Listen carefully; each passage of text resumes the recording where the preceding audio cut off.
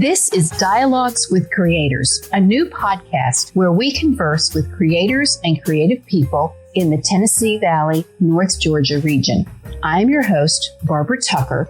Welcome to Dialogues with Creators, Installment 2. Last time, we had part 1 of our conversation with Mr. Jerry Drye, Associate Professor of Communication at Dalton State College and professional humorist. In that discussion, we talked about what defines funny and Mr. Drye's career as a humorist, radio personality, speaker, and professor. This time, we'll get into some practical aspects of humor in life. We've been talking about different comedians. Have you met any of these folks face to face? I have met a number of funny folks, both writers, comedians, humorists. Actually, I've had a few folks come into my humor communication class. Very popular and world-renowned humorist, speaker, and comedian Karen Mills. She's been to my humor communication class. Moody Malavi, who's an up-and-coming star in comedy, has come and talked to us. June Klein, who bills herself as the southern sassy humorist, motorcycle riding humor. She's very good, and she came. So these people have been very generous to come into my humor communication class and talk about what they do. I think a lady you may know, Connie Mercer Carey, also. It's funny. You say, who have you met? Who you almost met is I almost met Jay Leno.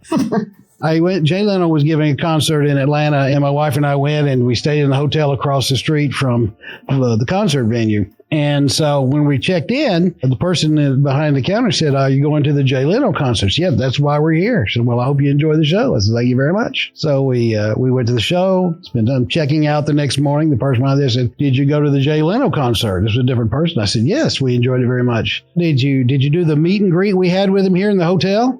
And I said, "Wasn't aware of the meet and greet." "Oh yeah, he met with us and we had a big time." That would have been information would have been nice to have when you asked me last night if I was going, because I would have asked him to come and be in my humor communication class, because he has been through this area. Yes, he has. Cars. For cars, he'll buy cars and motorcycles. So I know he travels I-75. So there's been a lot of those almost met folks. I talked to some folks that were fascinating. I had a nice long conversation with Martha Bolton, who wrote for Bob Hope and Phyllis Diller and others. Almost went to a school that she was running, but she closed the school down when she heard I was interested in it. Just, there goes the neighborhood. We're not ruining this experience for everybody. I've interviewed some folks for the radio when I was doing radio. Liz Curtis Higgs. Mm-hmm. I interviewed her. Also, Barbara Johnson. In fact, it's funny. I think Barbara Johnson's really popular right now, and our audience would really appreciate hearing from her. She's written, she's the one with her titles of her books like "Get the Hammer," "There's a Fly on Granddad's Head," or something like. She's just really funny titles of her books that have sold millions of copies. And so I thought, but I didn't know who represented her or how to get in touch with her. I knew she lived in a particular town in California. So I just got a phone book from that section of California and found a Barbara Johnson. So I just called. She answered the phone. I said, "Is this Barbara Johnson?" She said, "Yeah." I said, "The Barbara Johnson, the writer and humor?" She said, "That's me." I said, "And you answer your own phone?" She said, "I clean my own toilet too." And so she was just so gracious, You know what Deputy 5 used to say, the bigger they are, the nicer they are. So, what's more important is who has met me. That's the thing. Who have I met? Who has met me? I was part of I guess we call it a package show. A lot of different people on the stage, at different times. They were all well known. I wasn't. That's okay. I enjoy it. So I'm back there with some of the well-known folks. There's a young girl that comes by, and she's up there. She's just starry-eyed, and she's getting all their autographs, and she comes up to me. She can't decide whether she wants to ask for my autograph or not, because she has no idea who I am. She knows I'm part of this eclectic group, and says, "Can I have your autograph?" I said, "Sure." So I wrote it, and she said, she looked at it, it was like she was crestfallen. She was like, "Who in the world? This is nobody." And so I expected her to erase it, and that's okay. I don't care. I have signed autographs for other people. I had a period where everybody thought I looked like Garth Brooks. So at the height of his popularity, I was in a Cracker Barrel in Nashville. And the waitresses were all over the corner and kept looking over at our table and talking and whispering. I knew what was going on. And so in a few minutes, one of them is elected to come over. And she said, "Excuse me, I don't want to bother you. Are you him I said, I think you mean, are you he? And yes, I am. Because she didn't say, I am a he, I am a him. And I said, well, of course I am. Of course, I'm here at the crack bar, by myself, Anyway, she said, well, can I have your autograph? So I, sure enough. So I didn't write Garth Brooks. I wrote like Girth Books, but anyway, so they were happy and I got a free meal. So life was good. Okay. There's so many directions I could go with this. And I'm always fascinated by your career in radio. And the radio industry has changed some. Indeed. I think that a lot of what you did in radio probably informs your teaching. And I've also been very amused by your stories from your radio career, especially the one about the parade and with the 12 apostles in it. And so I'm going to let you share some of your favorite radio days. Stories. Yeah. Well, of course, keep in mind, I was there, with Guglielmo Marconi. We were buddies. But, it's interesting.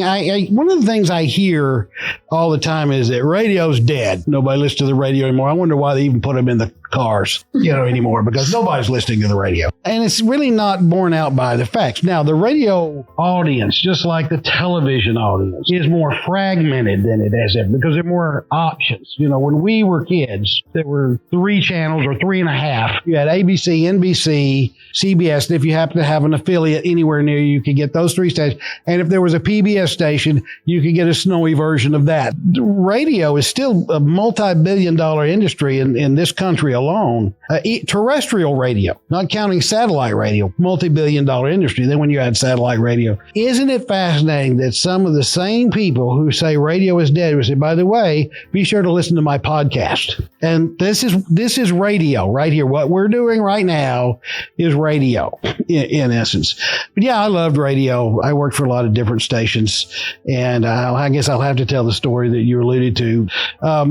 We used to do a lot of parades at the station that I worked at. So I mean, when I say do them, we go and from the very beginning of the parade till the end for 3 hours, we carried it live and we would comment on it. We would, of course, stick the microphone out when the band would come by. And of course, that's usually when they went from playing some song to doing cadence with a stick. Going, come on, man. We're just playing a beautiful song and now you're just hitting the stick. But anyway, usually we sent out an air personality, but for some reason, this day we sent a salesperson to do the commentary. And he was a delightful human being, but he was as country as cornbread.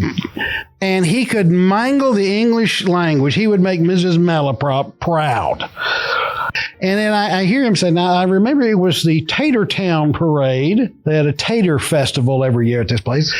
And he's saying, now here comes a float. It's the First Baptist Church. He said, it's the 12 apostles. That hard T there.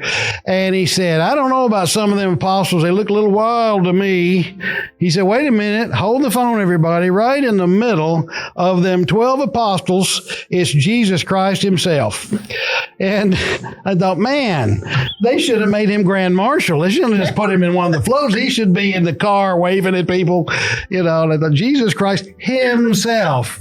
And I thought, wow, George, come on, man, and I thought, next time, let's send, professional out there. But he was a super nice guy. And one of my favorite things about radio, so if you ever worked in the old school mom and pop radio stations in a small town, everyone had one of these programs at some point in the day where people called in to sell their junk, because of your yard sale of the year. They had different names. Shop and Swap was one. One of my favorites that I heard was Tradio, and ours was called Auction Block. And so I was assigned to do the auction block, and 9 out of 10 callers begin with the same word. You know what that word is? Yes. The word is yes. You say, auction block, you're on the air. Yes. 9 out of 10. The 10th person would say, am I on? I just said you are. And then he would go, yes. And so I'm doing the thing one day, and the guy calls in. He says, yes, I have for sale a 21-inch RCA color television set. Everything works except the picture and the sound. I said, so basically you have a table what else is there with a television? I mean, I don't really understand, unless you're using it to put plants on or something.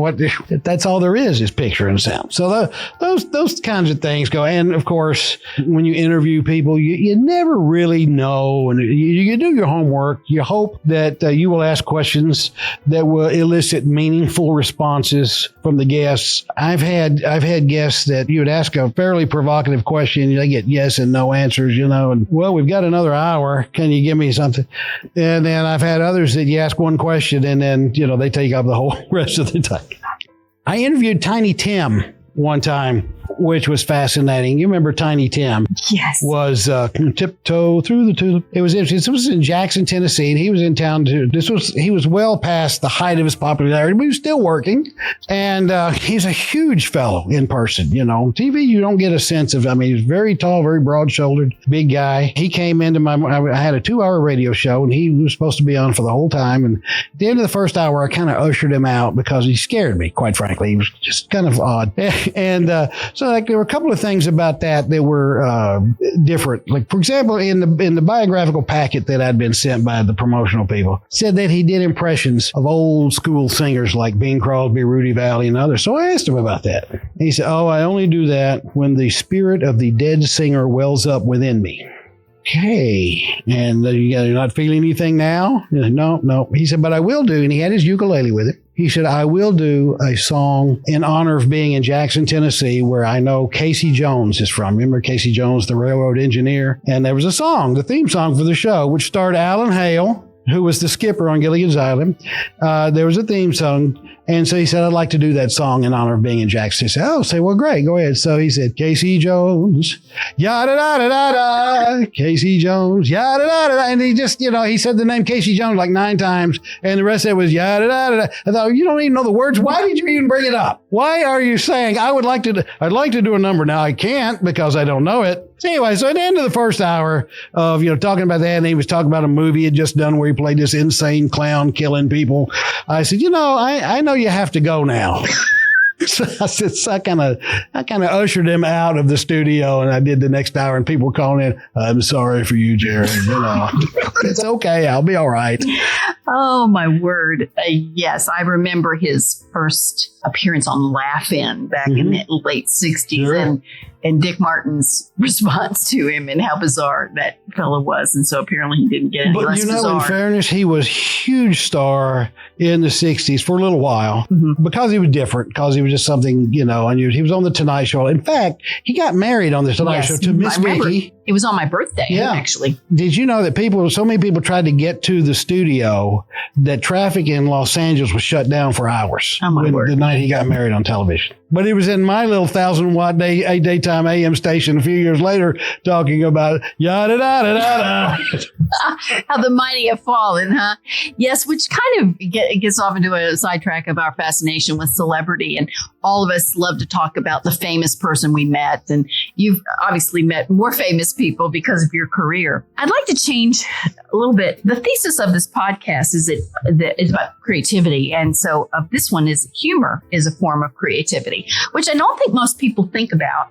They just think funny is funny, and they don't really see the creative process in humor and the structure of humor and how it draws from nature and mostly experience and that kind of thing. So your thoughts on that? Yeah, because people say, well, there's nothing to it. It's easy. My word. It's an easy art form, if you will. So in my humor communication class, one of the things I have them do is I have them to write and perform an original joke or other humor piece. I say, I want you to experience the agony and the ecstasy of that experience. I want you to feel the angst of having to create humor for consumption, for public consumption, and then perform it. And I want you to feel how painful that is. Not obviously, they're not harmed anyway by doing this. They don't have to write in the lab. They don't have to do a full comedy routine. They just have to write a funny poem or joke or a story. And they will come to me and say, this is harder than I thought. We started off this podcast. You were kind of giving an apology in advance saying, what if we laugh, I'm sorry kind of thing. Don't ever apologize for laughter. Okay. I was interviewing Cotton Ivy, who was a country humorist. You used to see him on Hee Haw some. And he also was a state legislator in Tennessee. And I was interviewing him on a television program I was doing. And he had an unusual way of talking anyway. way, very broad, very country. And he said, never suppress laughter, because if you suppress laughter, it'll come out at the hips. And I don't even know what that means exactly, but I get the idea. Don't suppress laughter. I had a gig one time at a hotel, and so then I'm staying at the hotel, and on Saturday morning I go down to the breakfast buffet because it was a breakfast buffet.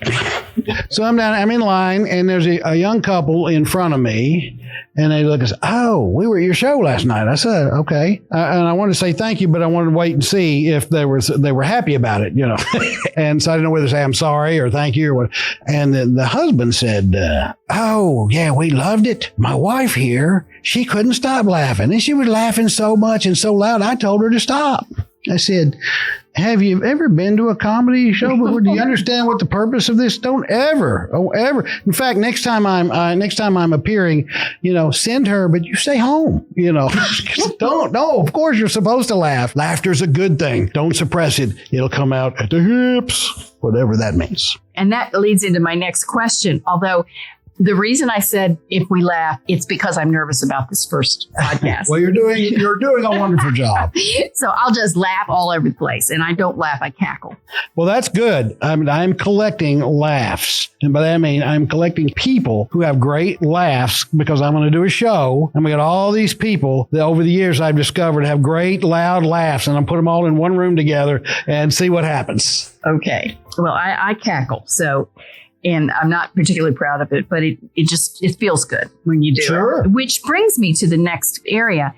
And I know you've done work in health and humor and communication. So could you share some of your findings there? Well, of course, there has been over the last 50 or 60 years a lot of research on humor and its connection to health. And everybody knows the story of Norman Cousins, who had ankylosing spondylitis, and humor helped him have pain relief and all of that, and lived for 30 years when they thought he was going to be dead in a few weeks. And William Fry was a doctor who studied that. He referred to himself as a gelotologist, someone who studies humor and health. And there are many, many others. But it's only been in the last couple of decades, maybe, where they've started looking at humor in its relationship between caregivers and patients. I think the single most fascinating thing that I have seen that has been discovered about it is in relation to patient compliance. Research suggests that 50% of all patients are non-compliant. That is, they go to a caregiver. The caregiver says, here's my prescription for you, whether it's an actual prescription or just you need to eat better. You need to put that up and let it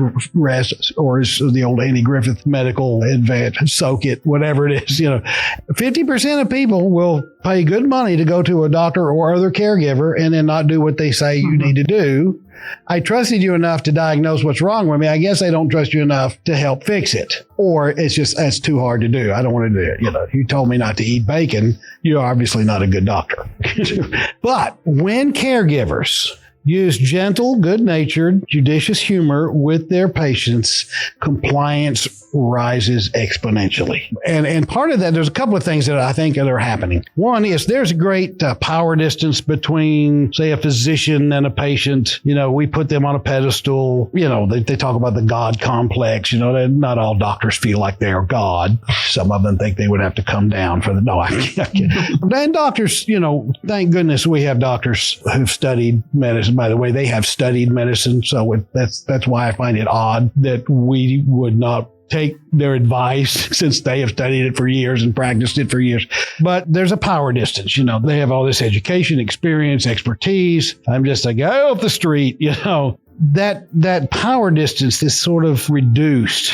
And now we see them as human, and we also see that they care about me, not just as I'm not just a number. I'm not just a body who comes in. I'm not just a medical fee that they're interested in getting to pay for a boat or something. They really do care about me as a person. And so I think caregivers would be wise when they're reading their medical journals also to read about how to use good-natured, gentle humor with their patients, because it would actually be a boon and a boost to the health care of the patient if they're become compliant and if they are willing to listen to the advice of the doctor more. That's very interesting. I can think of a few years ago, I had the flu, or I thought I did, and I went to my doctor, and I had to see the nurse practitioner, and she wanted to get into a discussion of politics with me. And I thought that was so incredibly inappropriate at the time.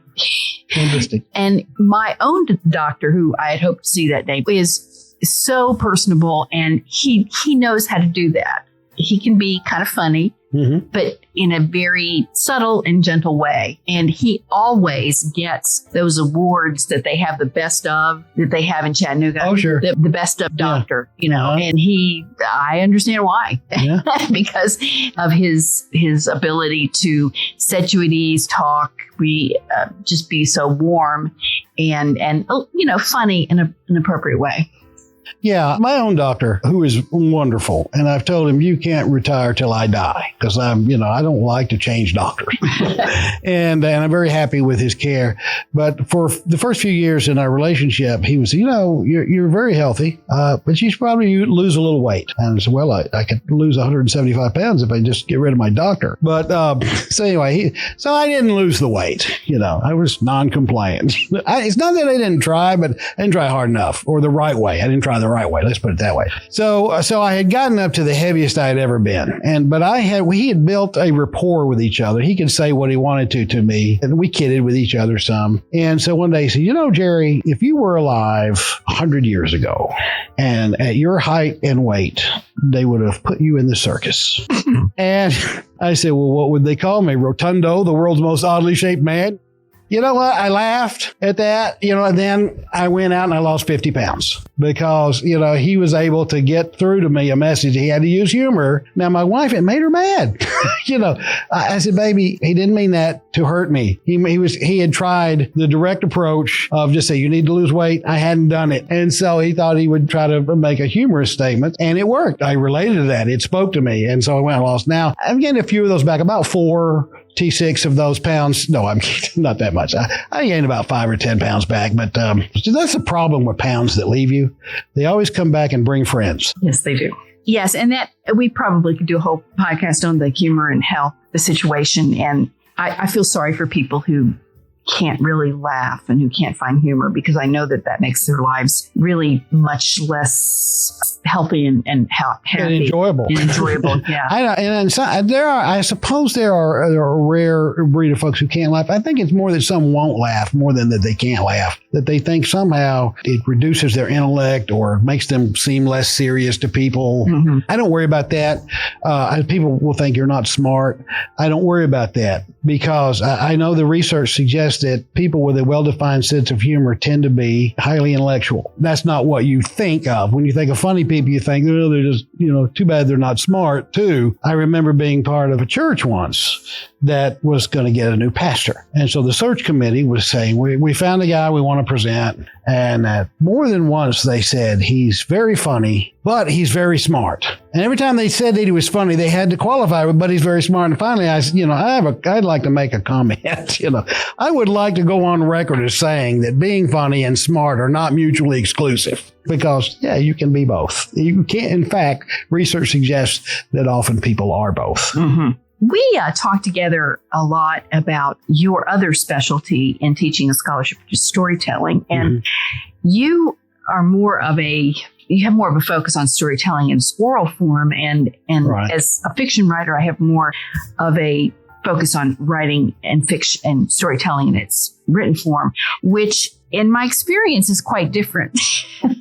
Because most fiction, especially short fiction, is, and I think this reminds people of their English literature classes they might have taken in college. Some of those stories are really depressing as far as that's concerned. Oh, yeah, sure. They're interesting stories, but they end. Some of the humor stories wind up being depressing too, though. There's some of the dark humor stuff. Yeah. So, from an oral storytelling and storytelling is so important to our lives. I think it's one of the things that makes us human. Is what makes a good story from your perspective? Well, that's such a great question. What makes a good story? I guess there's an element of writing, even the oral work, but it's a different kind of writing. So when I write a story that I want to tell, even if it's based on something that actually happened or just something I created out of thin air, I'm writing for the ear. Whereas when you write a novel, you're writing for the eye. You're writing for something to be read, which is a great skill and you're great at it. I would love you to teach me how to do that sometime. I'm writing, and part of this may go back to some of my radio stuff, because when I worked in radio and television, when I would produce, whether it's a news feature or a commercial or whatever, in radio I was writing for the ear. When I was in television, we produced things for the eye, based on the influences of my life and just kind of who I am. Story, even as a humorist, a lot of my humor is rooted in story. Not all of it, but a good bit of it. Although I do also tell stories that are not funny. They may be inspirational, emotional, instructional, whatever. But I think what makes a good story is that someone wants to hear it or read it. There are a lot of things that, this would be a good story. But by the time the creator, whether it's the writer or the teller, gets through with it, it's not. So what makes a good story is a good storyteller. That's the main thing. What makes a good story is a good storyteller that tells a story that somebody wants to hear, that moves them in some way, whether it makes them laugh, cry, learn, etc. So many things we can do with stories, and it just makes our lives better. I find that very profound, because I think that as someone who comes from the fiction writing standpoint, I sometimes will help someone else with their writing if they're trying to write a memoir or a novel or something. And I'll get into the middle of it, and I'm sort of like, nobody wants to read this. Why would anybody in their world? It's very self-indulgent. I can think of some things I've read that were people have given me to say, what do you critique this and everything. And it's so much about the writer. It's so much about their journey, their internal. There's no sense of anybody would want to know about this, no reader. So I think the idea that there has to be a focus, and this is true of all communication, there has to be a sense of audience, and that there has to be some benefit's a bad word, but there has to be some takeaway, some connection with the reader to be a good story. And there is for every story, and that's well told. Right. Because we as human beings, we have common experiences. So when I tell my story about accidentally running a red light and having to go to court and having the case dismissed, there are people in the audience who had a similar experience and they relate to it. Now, when I tell that story, you don't believe that's how I tell it to an audience. But those elements have to be there. It's what Walt Fisher in his narrative paradigm calls narrative fidelity. If those elements are no longer there or change in some way, the story is no longer true. And it is a true story. But it's also, I can tell it as an entertaining story, and it is entertaining, and it's all true. But I embellish. By embellish, I mean, I don't lie. I don't put stuff in there that's not true, but I tell it in such a way that makes it entertaining, engaging, etc. But it's also, if you want to give an example of the difference between justice and mercy, it's a great story for that. And so there is an audience. I was reading in a speaker's magazine once. There was a point counterpoint, and there was two professional speakers were debating the question: should a professional speaker, write a book? Because one of the things that they do, they have back of room sales, merch, if you will. Should a speaker write a book? One of the proponents of it said, yes, you could have product to sell that can supplement your speaking income. It also sort of validates you as a topic expert, and several other reasons. The other person said that, there's no guarantee anybody will ever buy or read your book, and it's a lot of effort, and that you could be working on your speaking. But both of them, I think, missed the point completely. You write a book, you give a speech, you tell a story because you have something to say. This is what you have to say. That's a very personal thing. There is an audience for it. It may not be a huge audience, and that's okay. If it is a huge audience and you make a zagdillion dollars, that's wonderful, but that's not what it's about. You do it because you have something to say, and there's somebody out there who wants and or needs to hear it or read it, see it, etc. And that's very encouraging to me, because I can't say that I've been very successful in my fiction writing. Sometimes I wonder what it takes. I hate to interrupt people. You're not allowed to interrupt me on my own podcast. Well, I want to reframe this before you finish the statement, because you say not successful. You have had published, not self-published now, but you have submitted works that you have written to publishers who have published those books. They're in bookstores. You can buy them online, etc. And by the way, I'm not dismissing self-publishing. I didn't mean by that, but you have gone the conventional route for many of your works, which is very difficult, more difficult now perhaps than ever before. Yes, it is. And so, yes, you are quite successful. It may be that you have a small audience. It may be that you have a huge audience. They just haven't found you yet. That is so encouraging. Thank you. But I think everyone who seriously writes, who wants to write seriously and not just I think I'll write a book and aren't serious about the cost and the sacrifice of it, because it is. Sweat equity, as they say. Yes. It has to do it because, as you say, they have a message. They have a story to tell that's burning in them, and they just have to get it out, and they have to perfect it. Not to say that if you build it, they will come. You do have to find an audience sometimes, but you have to keep giving the message out for people to hear it. Yeah. You can't just try one time and say, it isn't going to happen. And, Well, you think of all the artists, whether they're writers, painters, who nobody really knew much about until after they were gone. Now, we hope that won't be our case. But there's an audience out there for it. Was it Moliere who said about writing, first you do it for yourself, then you do it for a few friends, then you do it for money? Of course, I think he was equating it with prostitution, but we don't want to make that connection.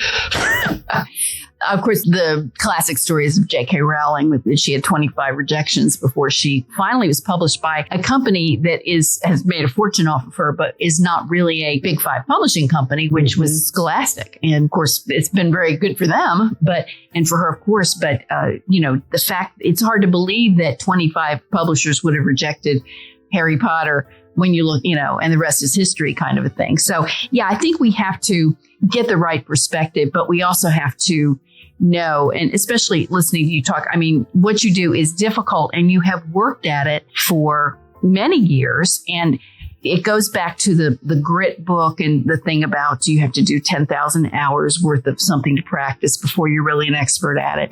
And a lot of people aren't willing to put in the sweat equity. I heard recently that a publisher said you shouldn't even try to publish until you've written 1 million words, of fiction. Well, I have to be 1 million distinct words, or can you use some of the words more than once?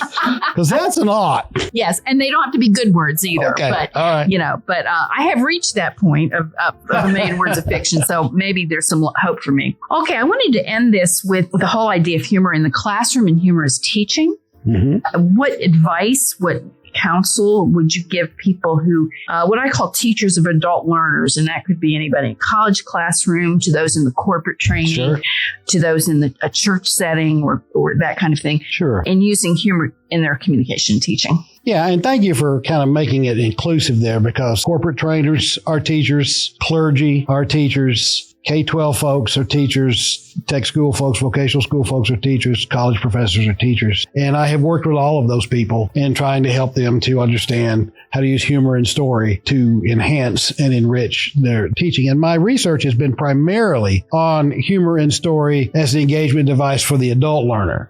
But it also translates, obviously. It's different in how you would use it in, say, a third grade class. But it is more. There's so many benefits to humor in the classroom, or the research shows that if you tie the humor or the story to information you want them to remember, their retention goes up. Now, if it's just, filler, not so much. But if it's tied to that and can help illustrate the points you're trying to make. And it is an engagement device. You have a long class, you have an hour. I taught a summer class 2 days a week, once 5 hours. You better be engaging.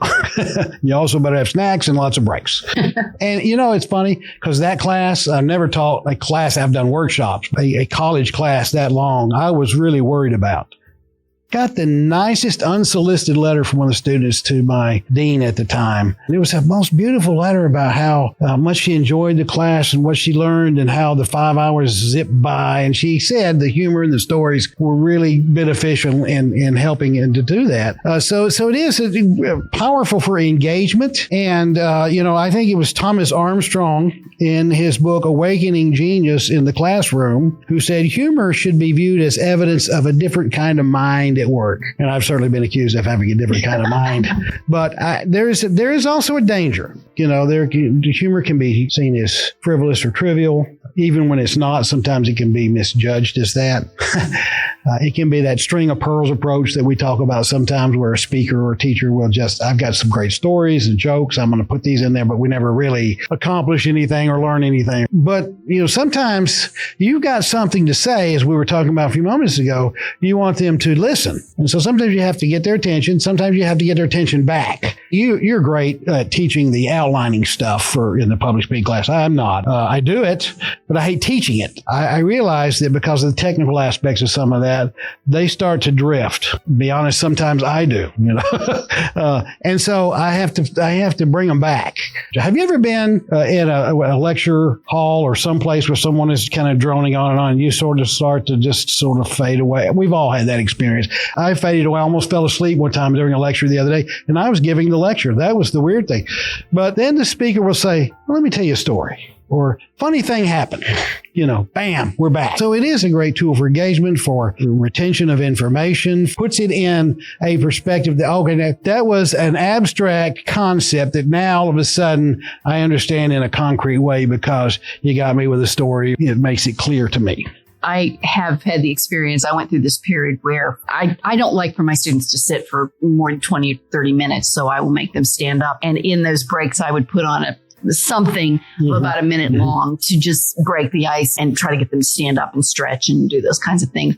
While it's okay for a break, I realized that there was absolutely no relevance of the cat video to what I was trying to teach, other than I just wanted them to have a mental break. And they came back refreshed and able to focus and concentrate. So it did have a purpose, even though the relevance was not there. By the way, that's another difference between cats and dogs. Have you seen the viral video of the cat jumping out of the burning apartment building? It went all around. There's a cat. It's like the 9th floor apartment. And then, of course, people are excited about the video because the cat's okay. He walks away from it. Mm-hmm. But to me, that's the difference in dogs and cats. Your apartment building's on fire. Your dog is going room to room. Hey, everybody, get up, get out, get to safety. There's a fire. Mm-hmm. Your cat. See y'all. Right. I want to thank you, Mr. Drye, who is an associate professor of communication at Dalton State College. He has been working there since 2009.